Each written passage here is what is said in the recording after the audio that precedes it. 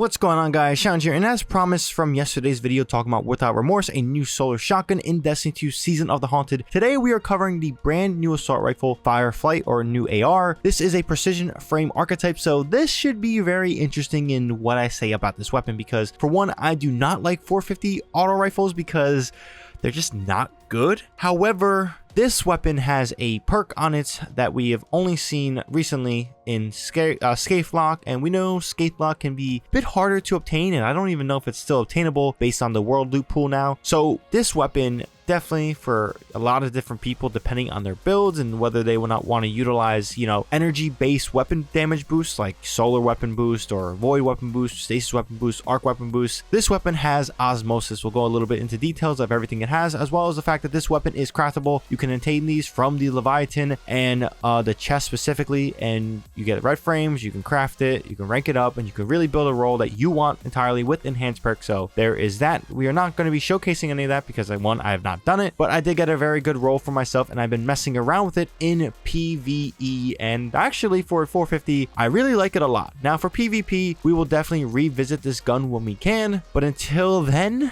we are checking this gun out and talking about it in PvP. We'll go over my role, we'll go over the roles in general, and then we go over a targeted role you would want for that PvE sandbox. So with that being said, let's first talk about all the roles you got in this weapon. Now first off, we have Extrovert, which is the basic origin trait. Final blows while near multiple combatants or near nightmares, restores health. This, for this weapon compared to the shotgun, honestly I haven't really noticed, because this is a 450. You definitely want more range distance between you and your opponent in that sandbox. However, this is PvE, so you can maybe get up close, hip fire, things like that, but again, I don't recommend it, and the origin trait doesn't really fit too well with what's offerable. Now for the basic traits in the first category, next to it we have Surrounded, we have Mulligan, we have Elemental Capacitor, we have Aldigo, Osmosis, which is a very highly sought out perk and really my favorite, and we have Focus Fury. Next to that we have Hipfire Grip, Threat Detector, Air Assault, Well-Rounded, Fourth Time to Charm, and Fragile Focus. For magazines, we have Alloy Magazine, we have Appended Mag, we have Flared Magwell, Light Mag, Armored Piercing Rounds, Extended Mag, High Caliber Rounds, and Ricochet Rounds. And for barrels, we have Extended Barrel, we have Polygonal Rifling, we have Chamber Compensator, we have Small Bore, we have Corkscrew Rifling,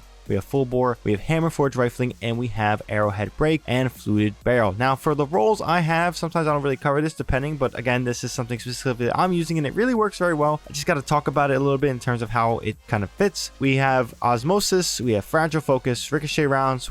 In Appended Magazine, I'm picking Ricochet Rounds, and then I have Extended Barrel, and then at Full Bore, I'm picking Extended Barrel in that regard. Now, one thing is, it's kind of weird how Fragile Focus and Extrovert kind of, counterbalance each other, as well as the fact of just not really fitting too well. However, Fragile Focus is really, really good when it gets to proc, so do keep that in mind if you do want to check this out. I think for this weapon, it really works very well in PvE situations, but again, I would like 4 times the charm because this is a 450, lower magazine side. So depending on your choice and whether or not you want to reload a lot, Fragile Focus or 4 times the charm, but ideally what you want for PvE and the God roll will be this on screen. We have Arrowhead Break, we have Ricochet Rounds, we have 4th time to charm, we have Osmosis with a reload speed, masterwork, and counterbalance stock, or honestly, minor spec counterbalance stock. I was messing around some statistics, see if it could be sub bounce intensity, which is, as you see, 0, which could be good at PvP. We'll revisit that when I get the chance, but yeah, as you see here, this is a pretty solid role for PvE. Now the only caveat to this and kind of what holds this gun back is the 450 weapon archetype for auto rifles in the PvE sandbox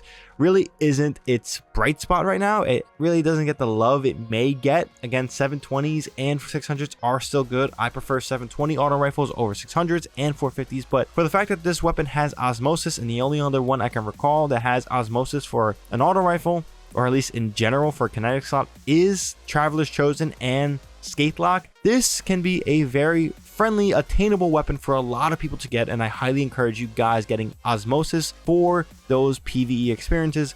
Again, how I do my stuff with build crafting is a lot of wells to boost my solar weapon damage. So since Osmosis and throwing grenades will trigger this weapon to share the same subclass as energy type as my subclass, that's why I like this perk and why I like this weapon. It works very well for getting that solar weapon damage boost, and with Focus Fury and 4 times the charm, you could increase that damage range, specifically with Fragile Focus, because again, the longer it gets you. If you don't take damage, you get increased weapon range and stuff like that, and it just works out very well. It's a very, very good auto rifle. Again, maybe I wouldn't say it's the sandbox meta, but if you guys are checking out solar, I think this is a very good weapon to pair with. Or if you're trying to use stasis and you guys don't want to use a crate, which I don't know how you wouldn't want to, and you want to benefit from that weapon damage boost similar to your subclass, this is another great option for that PvE experience. Now, again, this is only PvE. PvP will do in another video coming in the days and weeks ahead when I give this weapon more goes and get a better roll for PvP. But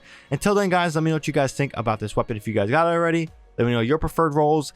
If you guys enjoy this video and find this video informative, definitely drop this video a like. If you guys are new here and want more content from me, definitely hit that subscribe button and a bell to be notified for when I drop that content. With that being said, that's all I got for this one. Shout out to you here, and I'm out.